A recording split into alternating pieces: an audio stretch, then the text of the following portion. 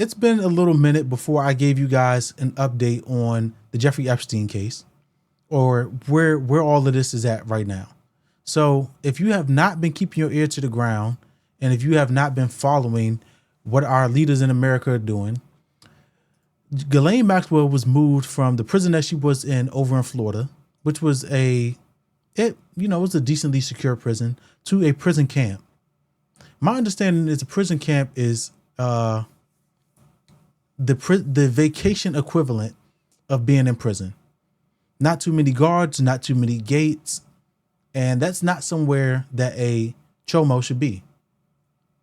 One of the people that's accused of doing the most egregious crime you can do today, the Department of Justice has been subpoenaed for the full and the totality of the Epstein files. And this title says that Clinton among those called to testify. So they want Clinton to come and snitch on himself. Allegedly. I don't want to end up like Shannon Sharp with the defamation case. New subpoenas have been issued today in the Jeffrey Epstein case. The House Oversight Committee is asking for the Department of Justice to hand over the files. They also want testimony from several people. Wait a minute. Thought you guys said there was no files. See, this is the government just be lying right in our face. These people really think that we're stupid. And for the most part, most of us are. They said there was no files. They said there was no list. They said they had no information to put out. Now, all of a sudden, we've been in this rigmarole for the past couple of weeks. But let's get back to this video. Including former President Bill Clinton. Rena Roy is tracking the latest update tonight. A subpoena issued for the Department of Justice, with House Republican James Comer saying he wants the full, complete, and unredacted Jeffrey Epstein files turned over. This is basically Congress taking the driver's seat and saying that we are going to demand these files. They're asking the administration to respond by August 19th. Comer, the chairman of the House Oversight Committee, sending the subpoena to Attorney General Pam Bondi, writing it's imperative that Congress conduct oversight of the federal government's enforcement of sex trafficking laws generally, and specifically its handling of the investigation and prosecution of Mr. Epstein and his. Yeah, but this is contingent on the Department of Justice actually giving a because everything that we've seen up to this point, and they just show Pam Bondi, is that they don't care. Whatever they have to do, they'll lie, cheat, and steal in order to distract and evade and get us off of talking about the Epstein file. So like, okay, you can petition them, you can subpoena them to produce the files, but they don't care. Does Trump seem like the guy that is going to be intimidated or follow the rules in order to throw himself under the bus, allegedly? No, he's not.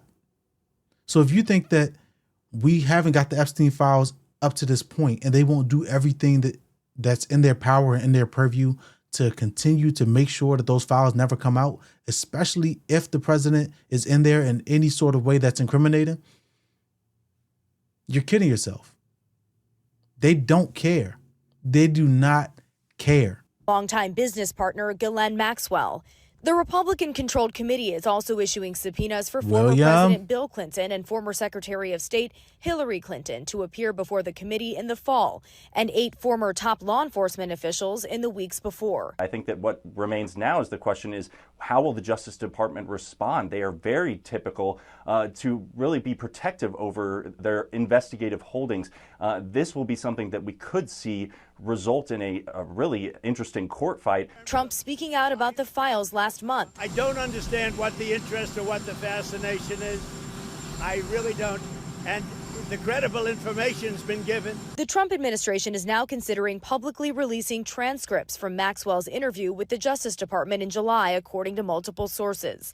Maxwell's meetings with the Deputy Attorney General Todd Blanche took place for 9 hours over 2 days. There were a lot of questions and we went all day.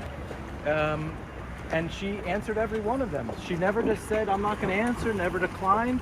You know, this is the first time the government has asked questions. Sources tell these people really think that we're stupid. Trump said, I don't really understand why people want the files. Yes, you do. Don't try to distract with all of this stuff. Oh, we're going to start investigating Hillary's emails again. We're going to arrest Obama. We're going to arrest Kamala Harris. He's been doing everything he can to put a spin on any other news story to get us off of these Epstein files.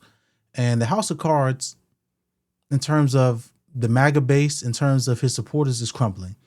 Do I believe that we're ever going to get a fully unredacted list of people or these files, not with the victims' names? You can perfectly redact the victims, but are we going to get all of the complete information? Of course not. We have never had a transparent government. If you think that that's all going to change all of a sudden because Trump is in there when he may be implicated in the files, then I've got a bridge to sell you. I'll sell you the Woodrow Wilson Bridge right down the street from me. For as long as we've been blind to the things that go on with our government, or you could pull the wool over our eyes, the internet has allowed people to get all of the information in real time. There's no spinning the narrative or any of that stuff.